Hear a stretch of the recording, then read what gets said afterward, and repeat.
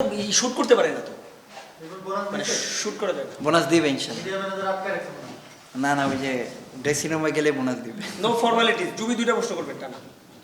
এখন প্রথম স্টার্ট করেন নাই আর কি টুর্নামেন্টটা, তারপর যখন ফিরলেন কোনো কি একটু ভিতর জেদ ছিল কিনা পারফর্ম করে দেখানো, বিকজ একটা কম্পিটিশন আছে স্কোয়াডে?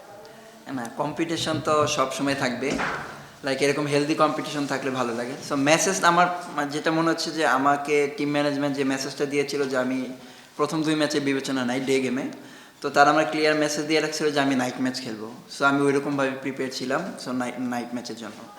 যদি বলতেন আজকে তোমরা ম্যাচ লো স্কোরিং ছিল, কন্ডিশনটা কি কারণে রানটা হচ্ছে না যদি? না, কন্ডিশন আমার কাছে মনে হচ্ছিল উইকেটটা ভালোই ছিল, আর বাট আজকে যে ডিউ পড়ে, আজকের মতো ডিউ আগে কখনো পড়ে নাই। বাট লো স্কোরিং হওয়ার কারণ হচ্ছে যে আমরা বলাররা ভালো জায়গায় বল করছি এবং লাইন মেনটেন করে বল করছে আর ওদের উইকেট নিতে পারছি। সো আমার কাছে এইটাই কারণ মনে হয়েছে যে ভালো জায়গায় বল করার কারণে রানটা কম হয়েছে। চল। আপনার আগে 5 উইকেট নিছে, তো সেই জায়গা থেকে কি মানে ওইটা দেখার পর কি আত্মবিশ্বাস আর বেশি ছিল যে না এখানে ইজি করা যাবে? না না, ক্রিকেটে আপনার ইজি কোনো কিছুই না, কষ্ট করে নিতে হয়। সো আমি আমার প্রসেস মেনটেন করছি।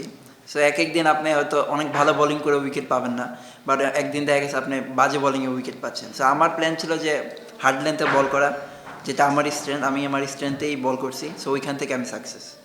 চলো না। আরেকটা প্রশ্ন হচ্ছে যে আপনি বললেন যে আপনার টিম ম্যানেজমেন্ট বলে দিয়েছে যে রাত্রে ম্যাচের জন্য প্রস্তুতি নাও, জাস্ট অন অফ করে খেলতে হবে। আপনি 2 ম্যাচ খেলেন, এই ম্যাচ খেলেন, আসলে এইভাবে মেন্টালি কি প্রস্তুত থাকা যায় কিনা এবং কতটা টাফ?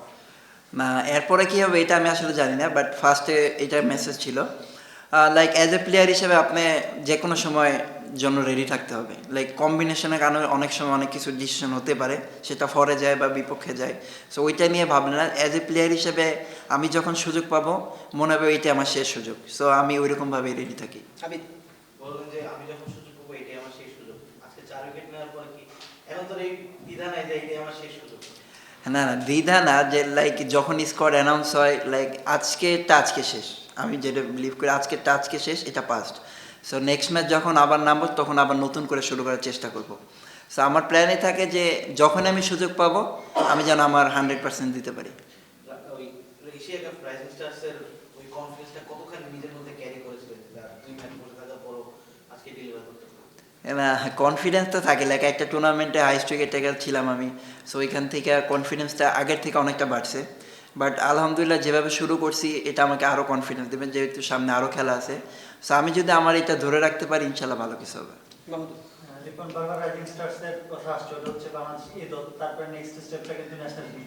অবশ্যই কলটা ম্যানেজমেন্টে নিবে বা ও ম্যানেজার সিলেক্টর আছে তারা নিবে। আপনার জায়গা থেকে এই বিপিএলটা আপনার জন্য কতটুকু ইম্পর্টেন্ট? নেক্সট স্টেজে তো অবশ্যই যাইতে চান, এই দলে ছিলেন, এখন তো সবাই ন্যাশনাল টিমে টার্গেট করবে। আপনি এই বিপিএলটাকে কিভাবে দেখছেন?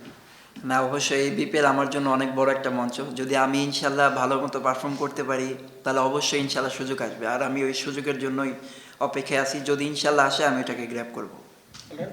Thank you. Thank you. জুবি রাতের পর এটা কি